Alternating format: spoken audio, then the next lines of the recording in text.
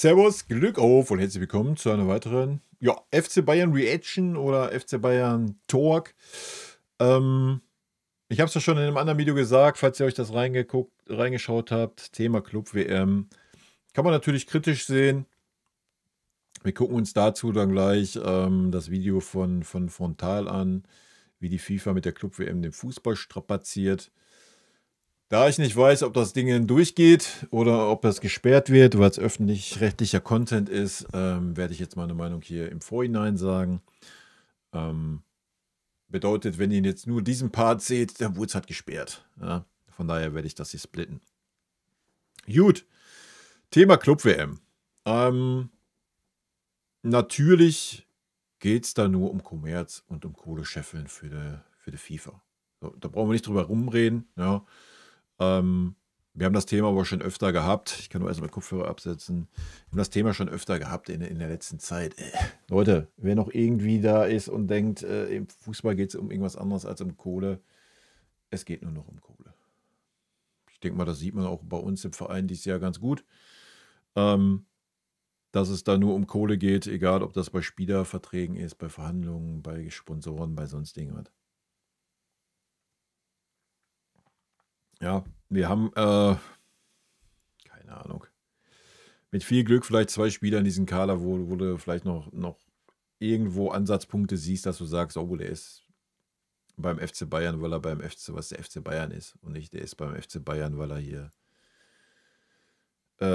20 Millionen verdient. Ja? Die meisten Spieler sind beim FC Bayern der Kohle wegen. Ich meine, wir sehen es jetzt gerade wieder bei Leroy Sané, ja?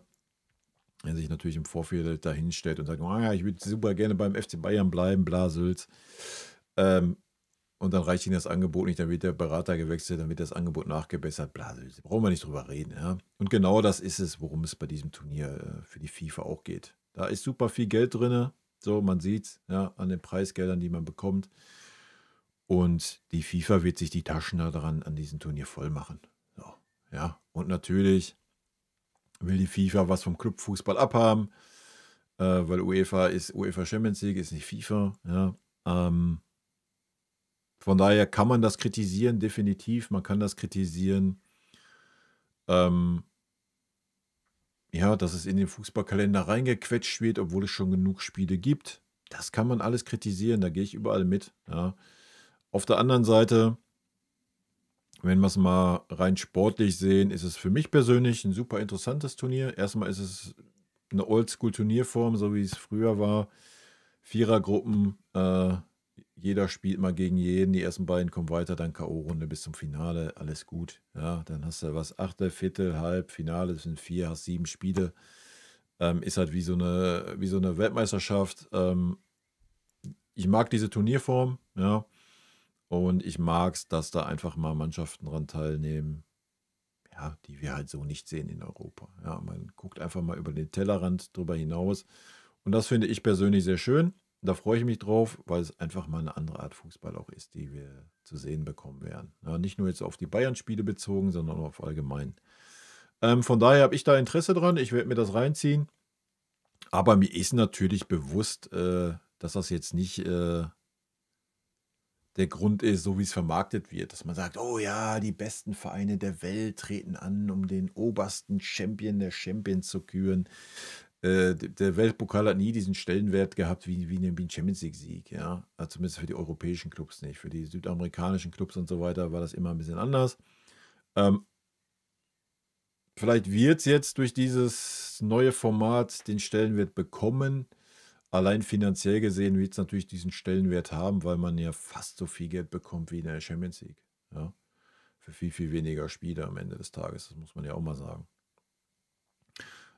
Wenn du über 100 Millionen kassieren kannst für den Titelgewinn, das ist schon Champions League-Niveau, ja. Also da wird schon der Stellenwert da sein, auch bei den europäischen Clubs. Auch wenn man jetzt gelesen hat, die kriegen die Stadien nicht voll und bla und Sylt. Ist klar, wenn du den Bums in den USA veranstaltest, Alter, wo Fußball einen Stellenwert hat wie bei uns Tischtennis. Nichts gegen Tischtennis, ja, eine meiner liebsten Sportarten. Aber ihr wisst, was ich meine. Ja, da muss man sich nicht wundern, dass die Stadien dann nicht voll werden, wenn da Preise aufgerufen werden. Die ja alles sind, aber nicht irgendwie fair. Ja? Also, ja. Wie gesagt, sportlich interessiert mich das Turnier sehr.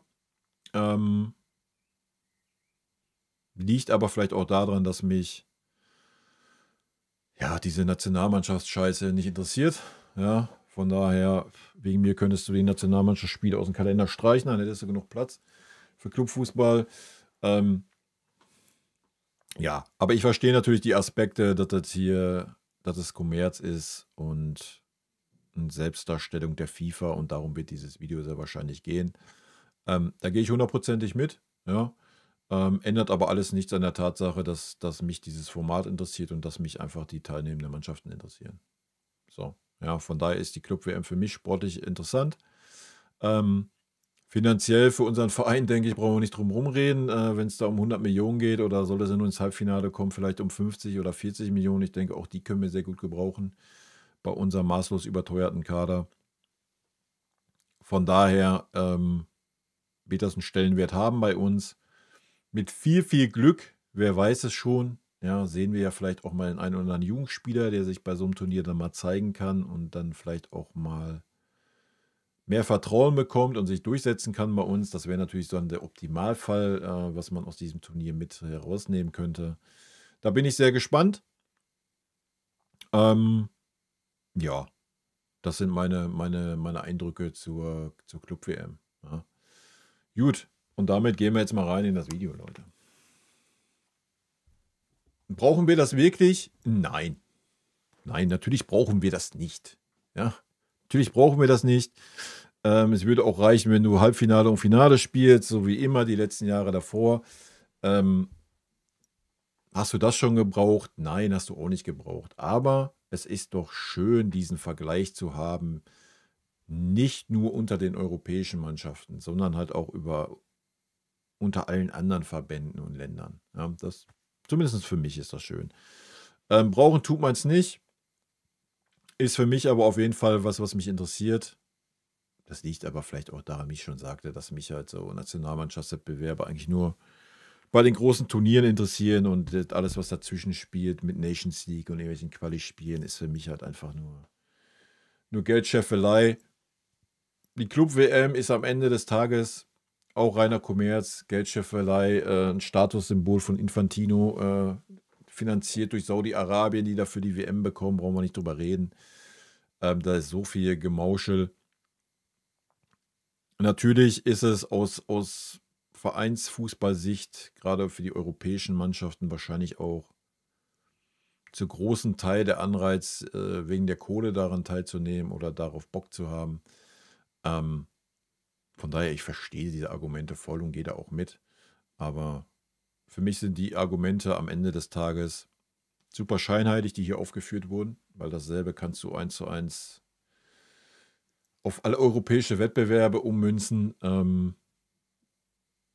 Deswegen fühle ich das persönlich nicht, dass das jetzt da so schlecht geredet wird. Wie gesagt, dann müssen wir über den Grundsatz reden, ne? Über den Grundsatz der Champions League und so weiter, dass da die nationalen Wettbewerbe aufgesplittet werden.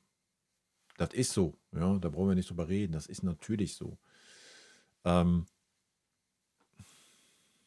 Ich persönlich sehe den sportlichen Reiz darin, an dieser Club-WM und deswegen habe ich Bock auf die Club-WM und werde da mit Sicherheit einige Spiele reinballern und einfach mal, um über den Tellerrand des europäischen Fußballs zu schauen und auch gerade mal diesen Vergleich zu haben. Ja.